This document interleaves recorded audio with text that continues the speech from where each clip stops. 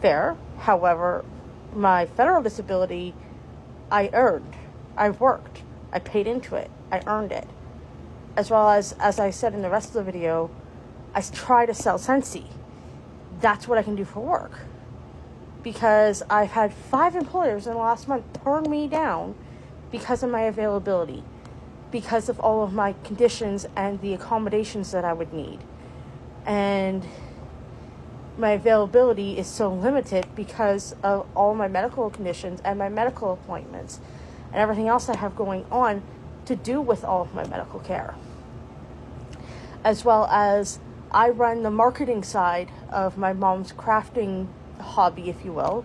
She makes doilies and dishcloths and bookmarks and coasters and scrubby pads and tubey pads, and I can't even keep track of everything this woman knows how to make. She's amazing. I wish I had her skill. She's tried to teach me for years and I could never pick it up. So I run the marketing side of that to try to earn money. So I am doing things and working. It's just not your average 9-to-5 job. It's not going to a retail store or a fast food restaurant or what I was doing before I got sick working for the school board. I was an ECE and EA. Hopefully one day I'll be able to return to doing that, but in the interim, I'm not hireable. I'm not employable. I don't have the availability, and I require a lot of accommodations, which a lot of employers don't want to have to do or aren't able to do because of the way their facility's set up, right? Like, there's a lot of accommodations that they could accommodate me in some of the ways, but maybe not other ways. So it's not that I'm not willing to work. I've applied. I've been denied before I even hit the interview stage because my availability is so low. Most employers want you to work a minimum of 15 hours a week if that's part-time. I can't tell you how many positions where it said minimum 15 hours a week. Must be available for a minimum 15 to 20 hours a week. I'm not available 15 to 20 hours a week. I don't have 15 to 20 hours a week that I can give to an employer. I can't make that much money either. Otherwise, I lose my disability. And as I've explained, and this isn't on you, if I lose my disability, I lose my guaranteed benefits that I get that covers most of my medical stuff, medicines, prescriptions.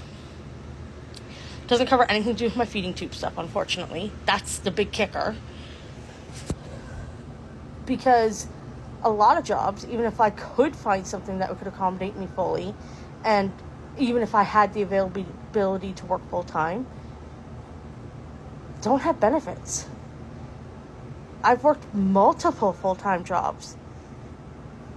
I think I've had one company that I worked for that had benefits.